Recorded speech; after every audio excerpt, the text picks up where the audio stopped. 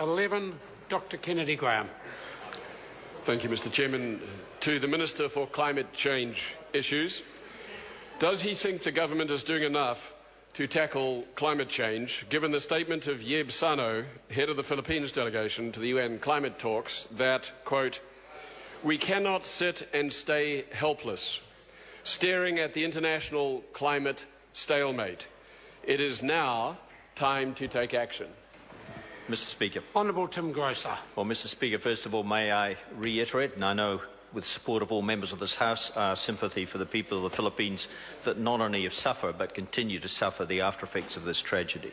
With respect to the substantive question, yes, I believe that this government, which is managing the only ETS in the world outside Europe, which is making a number of efforts internationally to assist struggle against anthropogenic greenhouse gas and is responsible for 0.14% of global emissions, is absolutely doing its fair share at least. Supplementary. Supplementary question, Dr Kennedy Graham. Will the Minister confirm to this House that combined pledges mean 54 billion tonnes of global emissions in 2020, way above the target of 44, guaranteeing dangerous climate change such as Typhoon Haiyan, whose effects have moved Mr Sano to say, "I struggle to find words to describe how I feel about the losses and damages we have suffered from this cataclysm"? Mr Speaker. Honourable Tim Groser. Well, the supplementary question takes us into a very different matter. Is the international community, not New Zealand government, which was the primary question, doing enough? And the only answer to that can be no, it is not doing enough and needs to do a lot more, which is why we need progress in Warsaw next week on a comprehensive international agreement. And to reply to Mr Cunliffe directly, New Zealand is doing a lot more than the vast majority of members of the UNFCCC. Mr Speaker. Supplementary question, Dr Kennedy Graham. So if New Zealand is doing its fair share to tackle climate change, why have our net emissions increased since 2009? And why do the recent projections show a 50% increase by 2040? Mr Speaker. Honourable Tim Groser. Well, first of all, our international commitment with respect to the first commitment period is overwhelmingly likely to be met. Secondly, emissions intensity of this country is increasing to be more and more carbon efficient with remarkable speed, about an average of 1.3% on a compound average growth rate. I think we're doing pretty well. Point of order, sir.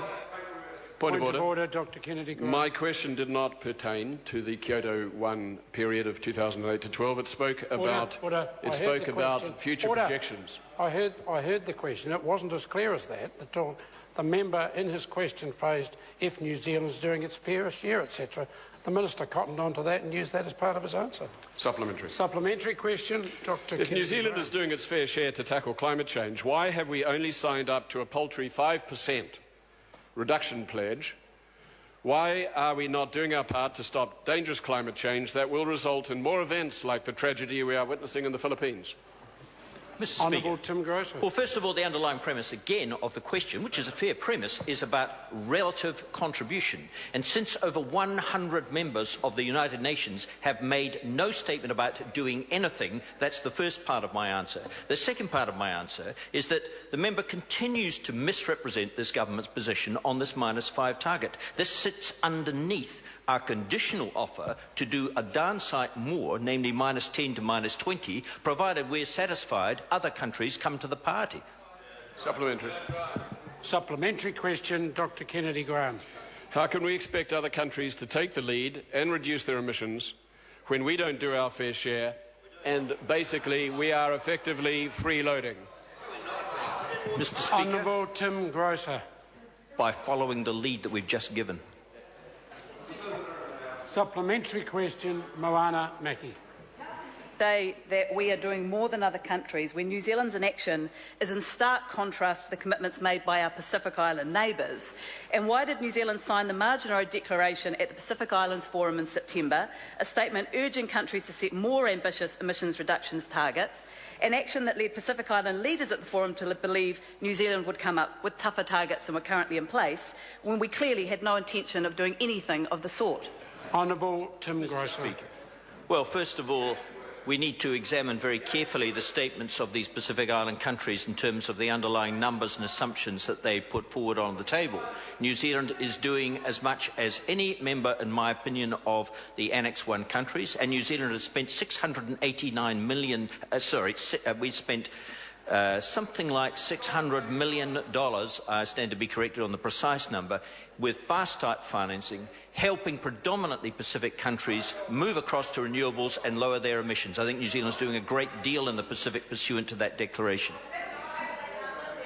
Question number 12, Le'efa Amulia Asanati Lole-Taylor.